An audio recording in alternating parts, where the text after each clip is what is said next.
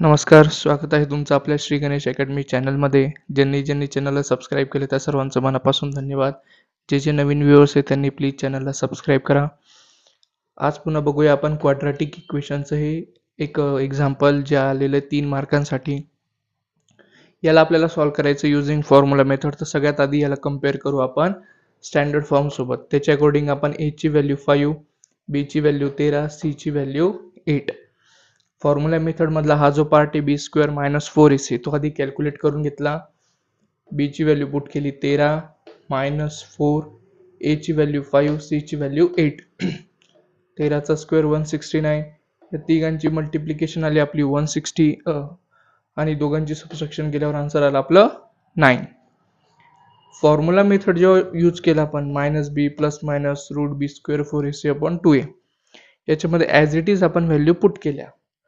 b ची value आहे आपली -13 आहे फॉर्म्युल्यानुसार -13 प्लस मायनस या ब्रॅकेटची व्हॅल्यू काढलेली आपण 9.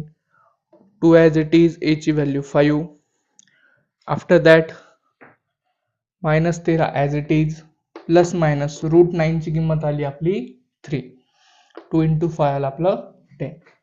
लास्ट स्टेप -13 एकदा +3 अपॉन 10 -13 एकदा -3/10.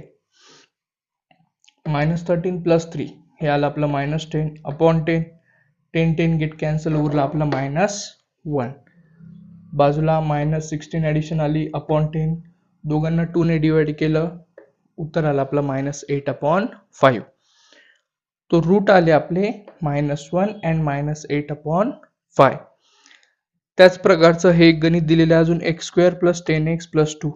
हे सुद्धा सेम 3 मार्कांसाठी रिपीट झालेलं आहे मॅथ 1 मध्ये. तर हे एक्झाम्पल आय होप तुम्ही सॉल्व करू शकता. जसं एक्झाम्पल सॉल्व केलेलं आहे, दोघे एक्झाम्पल आलेले 3 मार्कांसाठी.